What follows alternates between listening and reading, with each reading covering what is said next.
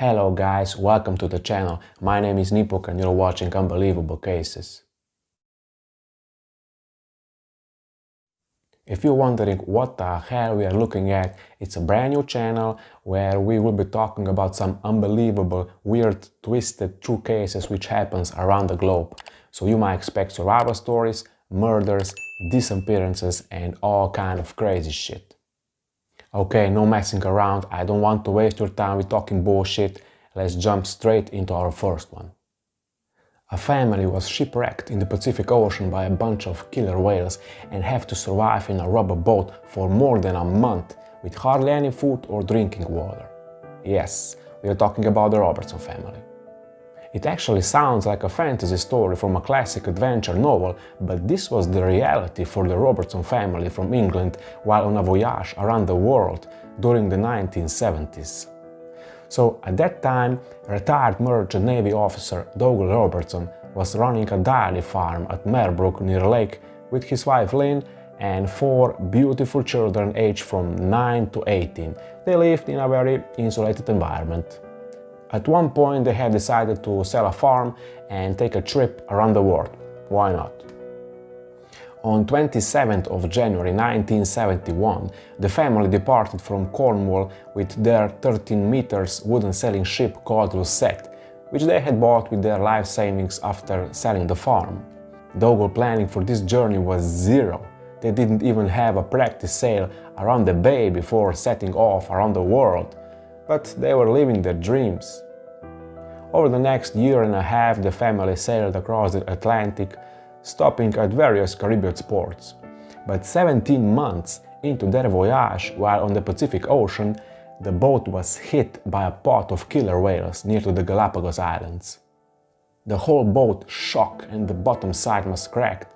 There was a splittering noise of wood cracking, if you can imagine the sound of a tree trunk being snapped in two. So they have heard this splashing noise behind them, and there were 3 killer whales following the boat. In spite of the fact that wild killer whales are not considered a threat to humans, they thought they were going to be eaten alive. The family members scrambled on board an inflatable rubber life raft. It was a 10-man raft, but it could only take 5 people comfortably. They had bellows to keep it inflated, but they of course broke after a few goes, so they have to blow it up with their mouth. They were surrounded with problems from the moment they set sail on that freaking raft. Father Douglas at the time had the idea to sail the raft to the center of the Pacific and catch the counter current back to America. The group had several cans of water and some rations on board, including dried bread, biscuits, onions and fruits, on which they managed to survive for 6 days. After that, they caught rainwater in containers and hunted turtles and fishes to eat. Turtles were actually the mainstay of their diet. They drank their blood when they had no water. They dried their meat and divided it among all members on board. They also have dissolved the fat down in the sun to make oil, which they rubbed on their skin and drank to keep them warm at night. The inflatable raft became unusable after 16 days, so the 6 people crowded into the 3-meter-long rubber boat, taking turns to sit in the dry part of the boat. On 23rd of July 1972, that was 38 days into their trip in the rubber boat, they were finally picked up after a Japanese fishing ship spotted their distress flare. Father Douglas had been sunk once before near Sri Lanka by the Japanese in 1942, and here they were, 30 years later, picking him out of the water and saving his life.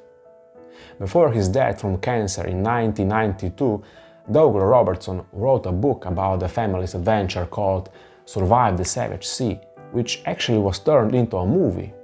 He used the profits of the book to buy another boat and went to live in the Mediterranean, while his wife Lynn went back to farming. After the family donated the rubber boat to the National Museum in Cornwall in 2008, the oldest son, Douglas, wrote his own book called The Last Voyage of the Robertson, because he felt his father's account did not give other family members enough credits. Douglas said he never regretted the trip, even in the darkest hours. Alright guys, That was our first survival case. If you want to hear more, please subscribe. Stay tuned, I will upload new content on a weekly basis. Take care, bye bye.